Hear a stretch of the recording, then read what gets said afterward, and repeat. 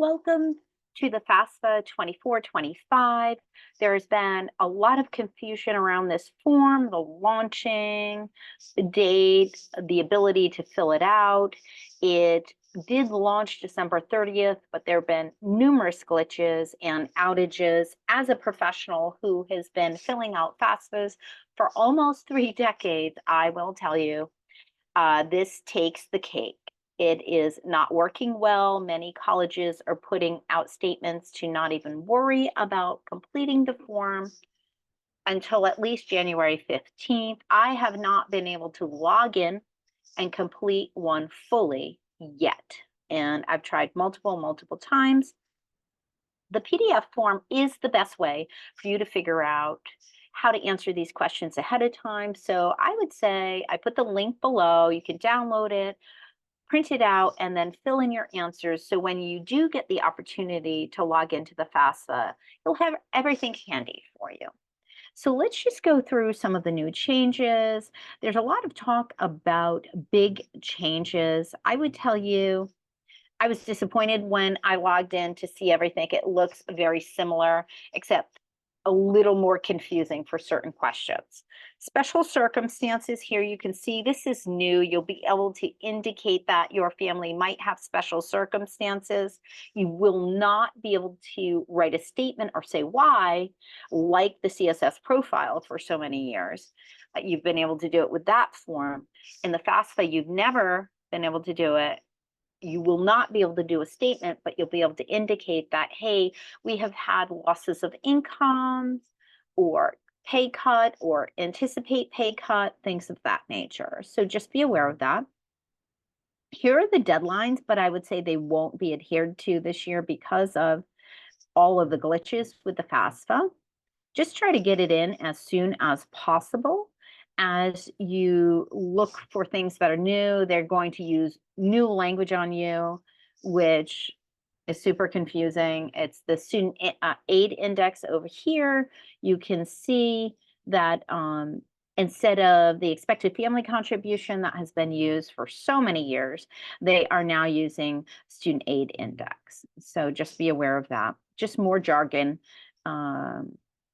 And different formula. The formula has been changed, but things that they said that would be changed in the formula haven't been yet. So there's a lot of confusion around it. The other thing is which parent should include information. So I would tell you there's been a lot of talk around who is a parent, and they are saying whoever provides. If the parents are divorced or separated, you would use the parent that provides the most financial support. I would say that that's hard to determine. Just because one parent's paying child support doesn't mean that the other parent isn't also providing financial support. I would go with the parent that the student lives with more than 50% of the time.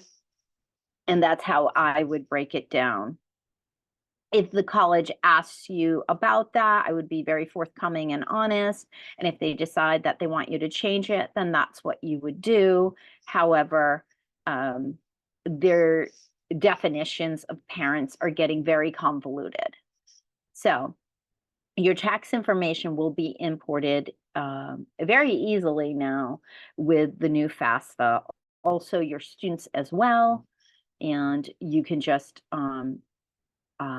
click a button, it'll import that information rather quickly, more so than the last FAFSA. So that has improved for sure. I have gotten to that level of the FAFSA so far. You can see here, this asks student information.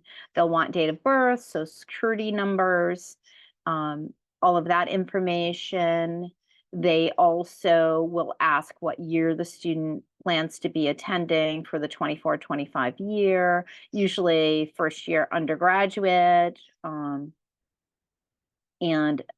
they'll also ask about student personal circumstances to determine if they're independent or dependent on their parent. Most students are dependent on their parent if they are not active military, they do not have their own children, they were not considered homeless, and someone else doesn't have legal guardianship of them. Student unusual special circumstances, they are asking this.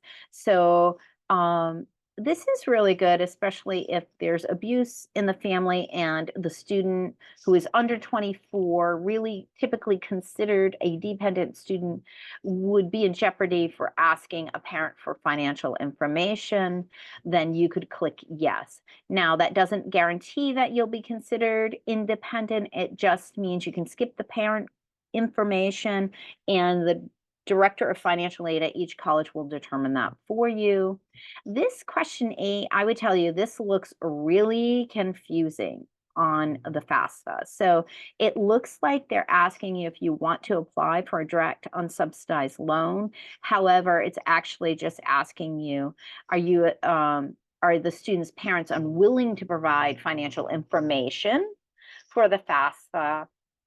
And would you like to be considered for an unsubsidized direct Stafford loan as a student, meaning the interest rate would not be subsidized by the federal government regardless of your income? They are asking family size, number in college, and this would be the same for the parent section as well. And always, sometimes these forms get hard to fill out, even online. You can see to the right there, it'll be saying who they're asking information about. Always keep looking to the right or at the top, who are they referring to, the student or the parent. They did expand race and ethnicity here. You do not have to answer it if you do not want to. And then they did add in line 16, parent killed in line of duty. So that's important if you have a veteran parent that that is the case. They will ask about federal benefits to determine income levels as well. If you filed your taxes, you will be able to import this in. And then if the student received child support, that's usually unusual. In the college section, you would add or be able to add up to 10. And you would say whether they're going to be on campus or off campus. You can change that at any time. There's always controversy about this, as you know, whether it makes sense to place your top colleges in the number 1 slot. I don't really think that matters. You can only put 10. So if you have more than 10 colleges, add them, let your FAFSA be processed, which may not happen until January 30th, given all the issues. Then delete those schools, come back and add the other schools you wanted to add. This is a student spouse. Most students that are dependent would not have a spouse. All the same questions, though, as they would be asking the student and the parent. You can see the parent section here on the PDF is in orange. All the same information that they would be asking the student typically. And then you would put your current marital status there and family size and number in college, if that parent is receiving federal benefits. And then once again, you would select how you filed your taxes. So sometimes this is an issue. Parents don't, if they were recently divorced and they married filing jointly, in order to import your taxes, you're going to have to select married filing jointly. Then later on, you would go back to the financial aid office and let them know that this is not my current income because we are legally separated or divorced, things of that nature. So it will import your adjusted gross income, the income tax you paid, which it never used to. You used to have to put that in, as well as educational credits, things of that nature. A new question will be net profit from your Schedule C. So if you're a small business owner, you never used to have to disclose the net value of the business or your Schedule C information on the FAFSA. They are now asking it, and they're asking what the value of your small business is. Before, you used to have over 100 full-time employees for them to ask that question. However, that's no longer the case, as well as farms.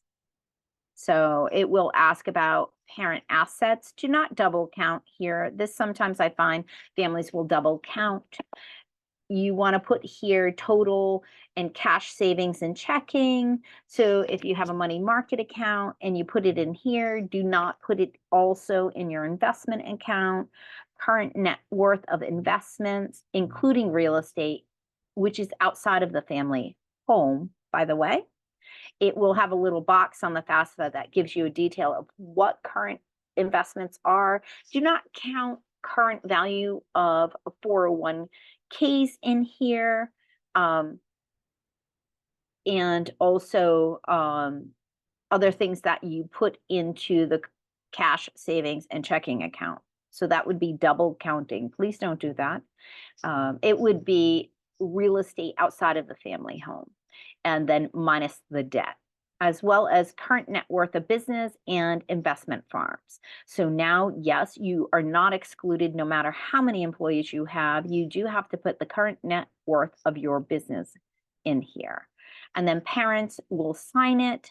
If they logged in as a parent, then they would have to invite their student now to come in, log in separately, and then sign it. If your student does have taxes that were filed, then they would import their taxes as well. If you recently filed or you owed, sometimes being able to import would be delayed maybe 6 weeks. We don't know if that will be the case with this new FAFSA, but just be aware that has been the case in the last few years. So it could continue to be. You would enter your spouse or partner here. Let's say you were divorced and remarried, you do need to put your spouse in here. Or if you have a partner living in the house with you, you would put that partner's information in here. So this kind of gives you an idea of what to expect. A preparer is someone like myself. They cannot no longer charge you for preparing the FAFSA for you, but they would put their information in here and their employer identification or social security number in here. That wouldn't mean if a professional is walking you through it and you're there with them and you're the one filling in the information and they're just guiding you and not charging you, then that would be fine. I would never suggest mailing your FAFSA. I'm just suggesting downloading this PDF so that you can more clearly understand the questions. And here they have expanded detail to what is an investment, what does net worth mean, what investments include, okay, what is a parent, all of those highly detailed questions. So hopefully this will help you and your family. When the FAFSA is up and running properly, we will do a live FAFSA presentation for you. But for now, I would suggest downloading the FAFSA PDF, take a look at it, and get ready for when you can file it.